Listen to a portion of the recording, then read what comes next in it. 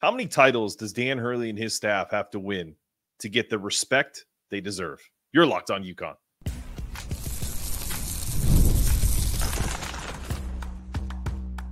You are Locked On UConn, your daily podcast on the UConn Huskies, part of the Locked On Podcast Network, your team every day. Thanks for making Locked On UConn your first listen every day. We are free and available wherever you get your podcasts and on YouTube as part of the Locked On Podcast Network, your team every day. While all the YouTube support is amazing, downloading the audio version wherever you get your podcast is equally as important for helping the channel grow. So if you can do me two quick favors instead of one. First, click that little subscribe button at the bottom of your screen. Then head over to Apple, Spotify, wherever you get your podcasts. Hit the follow button. This way you never miss a moment of Locked On UConn, and it automatically downloads. I can't tell you how much your support means to me. It's everything. And if you're tuning in from your car, once you finish the show, please drop us a 5-star review. And I say us, myself, and the Locked On Podcast Network. Special shout out to my everydayers. Thanks for diving into this new UConn content and spreading the love for UConn hoops. Thanks again for all of your support. Today's episode is brought to you by Game Time. Download the Game Time app, create an account, and use the code LOCKEDONCollege for $20 off your first purchase. Terms and conditions apply. You may have heard me yesterday vent frustration around how a team that has repeated a formula going on a third year just had a tremendous return of essentially the quarterback of their offense, in the respect that he puts them exactly where they need to be on both offense and defense. And yet, I've yet to see consistent respect for anyone in college basketball media rank this team the number one team to start the year. Take a look back with me. 2022-23. Team wins a national championship. We all know. If you're watching this podcast or listening to it, you already know how good that team was. They lose Joey Calcaterra, Naheem Aline, Adama Sanogo, Jordan Hawkins, Andre Jackson. A team that won the NCAA tournament by an average margin of 20 points per game. Awful losses. Terrible. Who could recover from such losses? Mostly guys who affect your offense and defense in a tremendous way, right? Well, let's fast forward to 2023-24. We lose Apostolos. I'm not going to say his last name. Good luck at Richmond, my friend. Donovan Clingan. Good luck in the NBA draft. Cam Spencer. Good luck in the NBA draft. Stephon Castle. NBA draft. Tristan Newton. Just a team that won the NCAA tournament by an average of 23.3 points per game. And yes, Tristan, also good luck in the NBA draft. And now this team is the highest I've ever seen, is 2. That's the highest I've seen so far to start the season. It's May 31st. For some of you who are saying, who cares? You're right. We shouldn't care. But you know why I care? Because coming off those 2 runs and still having the following. Well, they didn't get a ton of guys that were highly rated in the portal. There's too many unknown questions. Blah, blah, blah, blah, blah. They have the number one coaching staff in the country, the number one organization in the country, as Dan Hurley likes to say. Cam Spencer, 0-star recruit out of high school. 0. Played at Loyola, played at Rutgers. Not exactly hotbeds of basketball activity. He gets to UConn. He's a national champion and was arguably the second best player on the most efficient offense Ken Pom has seen in the last 20 years. You want more? Okay. Let's give you more. The number one coaching staff in the country. Again, the number one organization. They turned Tristan Newton from another 0-star recruit. Played okay at ECU, Greenville, America. Big East Player of the Year in the AP, and a 2-time NCAA champion. Consensus All-American. His number is in the rafters at Gampel Pavilion. You want more? Okay, let's do more. Number one coaching staff in the country. Number one organization. Transfer portal this year. Terrace Reed Jr. 40th recruit in the country. Borderline 5-star athlete. You don't think he's going to make a leap? Being compared to Adama Sanogo? You're going to listen to a podcast that called him the dumbest athlete in Michigan history? That's who you want to listen to? Instead of trusting that Dan Hurley and Luke Murray, Kamani Young, Tom Moore saw something in this kid. You want more? I'll give you one more. Number one coaching staff in the country. Number one organization. Again, Aiden Mahaney. Aiden Mahaney, Kobe Brea. Who were they going to take? Aiden, 3-star recruit out of high school. Already played in a similar offense to UConn at St. Mary's. And if you're into ratings, he was the ranked second as a combo guard in the country in the transfer portal. But he was number one in UConn's list for a reason. Elite processing skills. And these are the things that all of this is encompassing for every one of the men that I mentioned. The ability to take coaching and wanting to be coached hard. At some point, you have to take the results that happen every year and every season, whether it's live recruiting periods, transfer portal, in season. If Dan Hurley told me that he could turn Yusef Singari into the Shaq of today, I'd believe him. Not because I'm a UConn fan or I'm, or I'm disparaging anything Yusef Singari will do this year, but because he's proven it.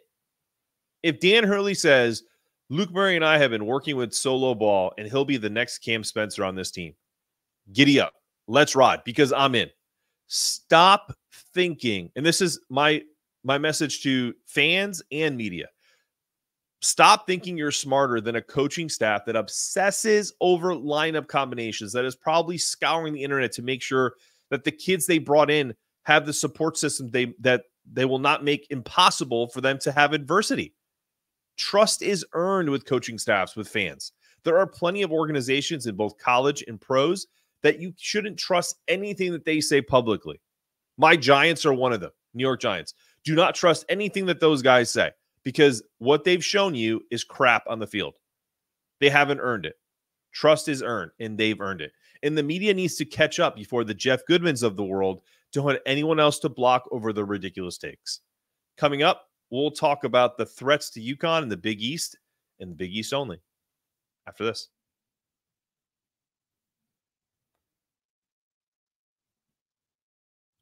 Game Time makes getting the NBA Finals tickets even faster and easier. Prices on the Game Time acts usually go down closer as it gets to tip-off. And with killer last-minute all-in pricing, views from your seat, and their lowest price guarantee, Game Time takes the guesswork out of buying NBA tickets. I'm sure those NBA Finals tickets are expensive, especially to our friends in New England looking for those Mavs and Celtics tickets. And if there's any good deals, I guarantee you'll see these games if you'll find them on Game Time. All-in pricing, toggling this feature shows the total upfront with no surprise fees at checkout. My favorite features on the app is the seat view. You get a panoramic view from your seat in the app before you buy. You also get the lowest price guarantee. If you find a better better price, Game Time will credit you 110% of the difference.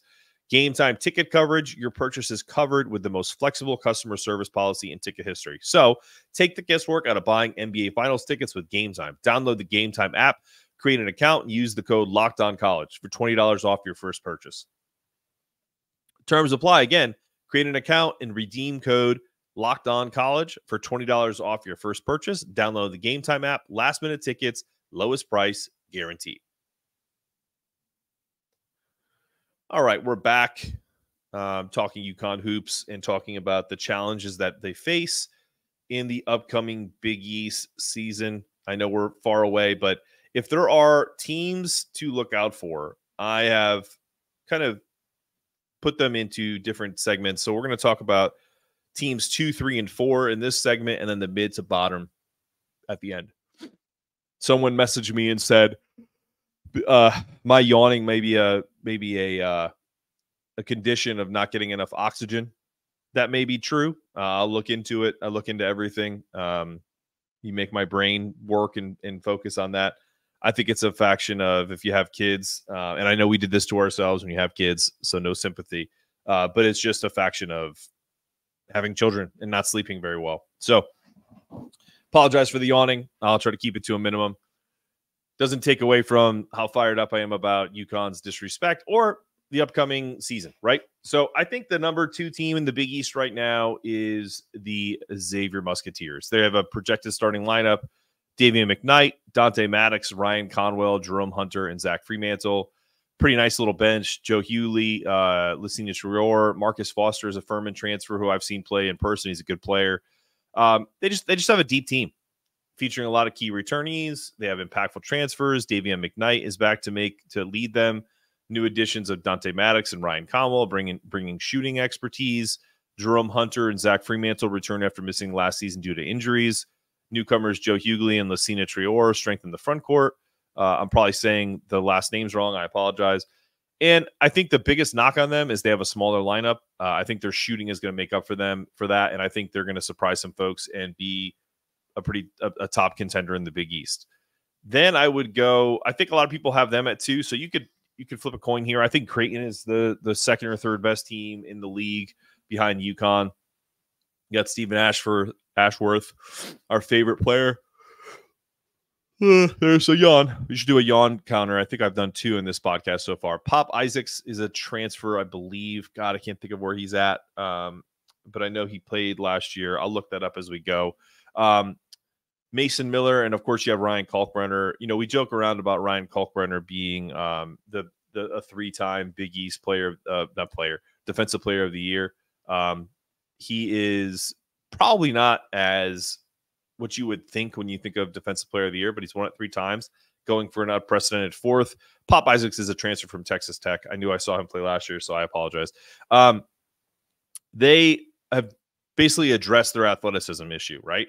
They get an Arizona State transfer in Jamia Neal. Ashworth is a quick little guard. You got Pop Isaacs is a good athletic guard. Kalkbrenner, as we mentioned. This is a team that has added some depth to what they already do, and we all know how good of a coach Brad McDermott is in the ability to run offensive sets. If this team can play any type of defense, they're going to be a problem all year long. So look for them to contend for UConn. I would say anywhere between 1 and 3 is where they would finish. Are you watching Fox Sports or ESPN on your TV all day? Have to turn down the volume with all that shouting? Make the switch to Locked On Sports Today, a free 24/7 sports streaming channel, program for you every day to bring you the biggest stories about all the screaming. Locked On Sports Today brings you can't-miss analysis, opinions, and news, streaming 24/7 on YouTube or the free Amazon Fire TV channels app, part of the Locked On Podcast Network, your team every day. Yawn number 3 of the show. Number 4 in the Big East standings in my list is the Marquette Golden Eagles. Their starting lineup, they're going to be led by Cam Jones. You have Stevie Mitchell coming back, David Joplin. Ben Gold played some last year, and Chase Ross. So listen, despite losing some players, including Tyler Kolek, Osa Iguodora, they have a really good core coming back. So again, have them at 4. People could probably have them at 2. They avoided the transfer portal, relying on the internal development, kind of something similar that UConn did. So I respect that from Shaka Smart, doubling down on his players. Look, the biggest leap this team will make is if guys like Chase Ross, David Joplin, and Steve Mitchell can make that next step. If they can't, we're going to be in trouble if you're a Marquette Golden Eagles fan. I think Ben Gold is also going to be a nice little piece. He showed in stretches that he was the type of player that can step back and shoot threes, stay out of foul trouble, really kind of complement what they do from an athleticism perspective, and be that stretch 4-ish 5, right? Before we move on, I think that was 5 yawns? 5 yawns. Maybe you're right. I'm going to have to look into this.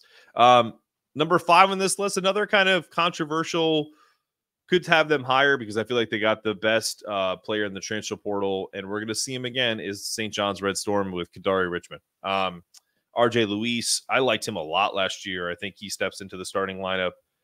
They bring in talented transfers. I think if they can get a shooting threat from Aaron Scott, the defense looks strong with size at multiple positions. I really feel like any one of the top 5, and I think UConn is the clear-cut favorite, but any of the top 5 can finish in the top 2. So wherever I rank these guys now, it's really kind of who I think are the contenders.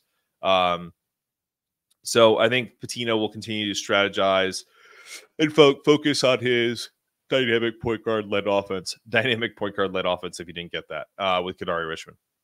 We'll talk mid-tier and bottom feeders in the next segment coming up after this.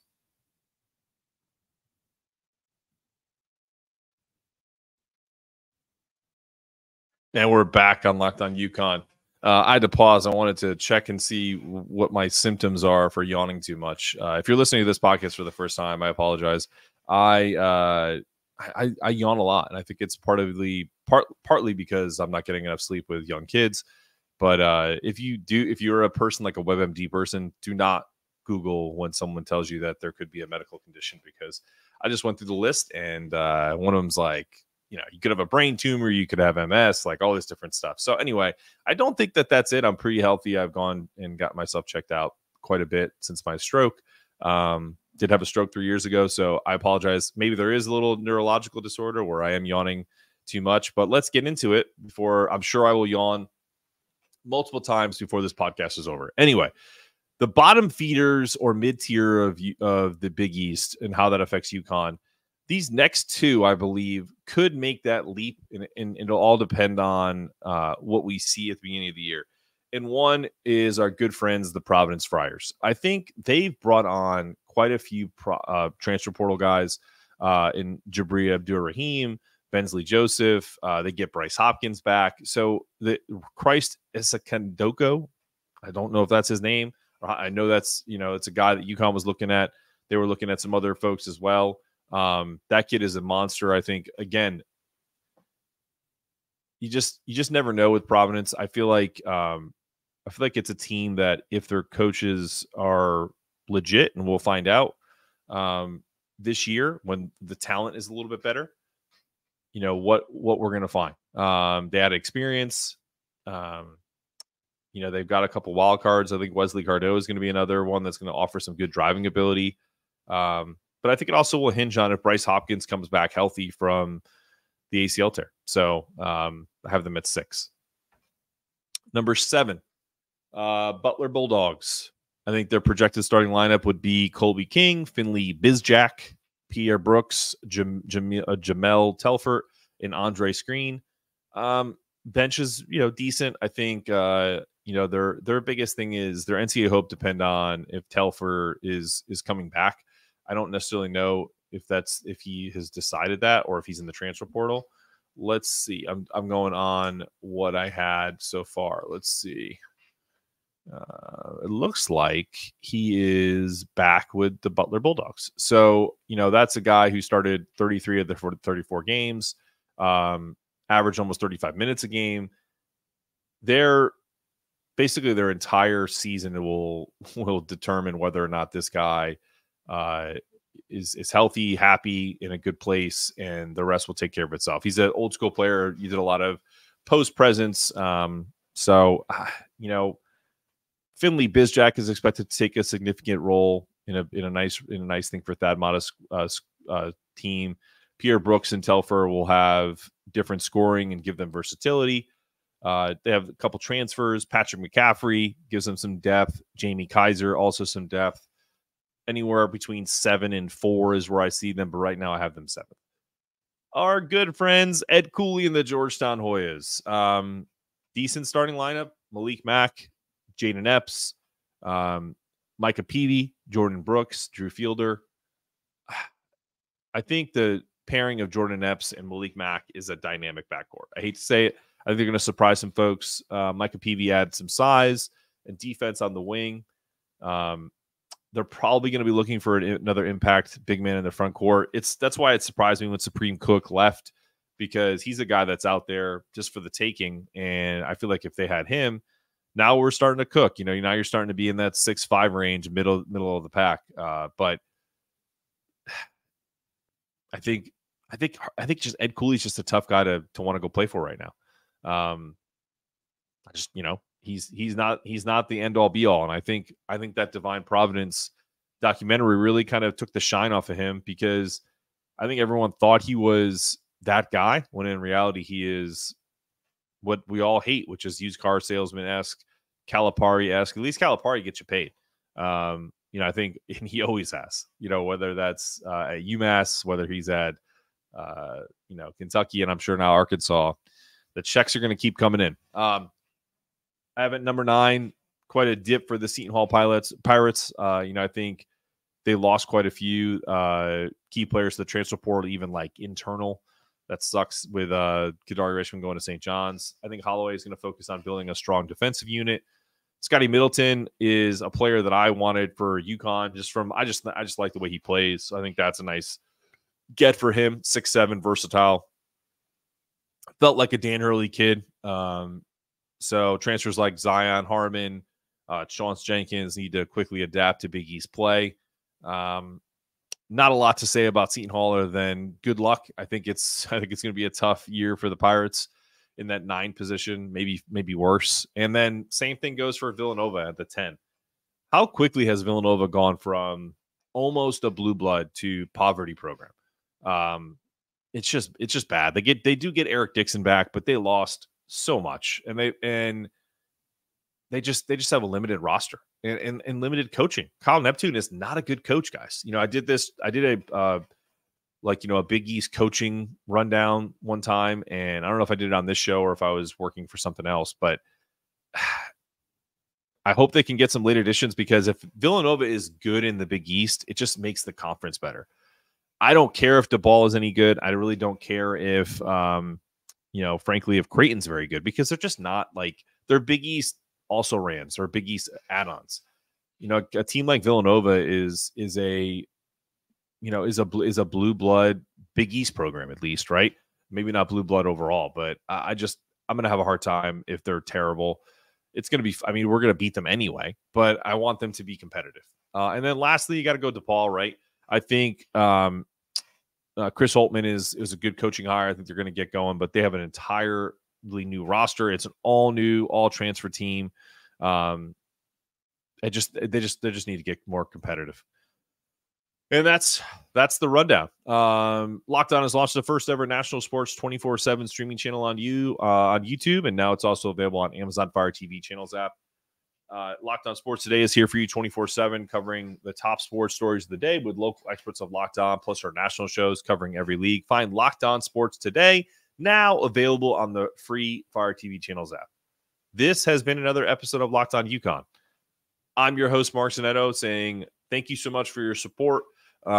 Remember, if you're listening to this and you haven't done it already, go and download the audio version of the podcast.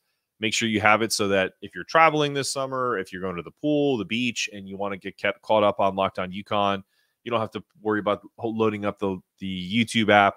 It's so much easier to download the audio podcast too. So I'm your host, Mark Zanetto, asking you to stay locked in. I'll remember to try to look into how I can yawn less. Stay connected. Make sure your toughness meter is always rising. And as always, go Huskies.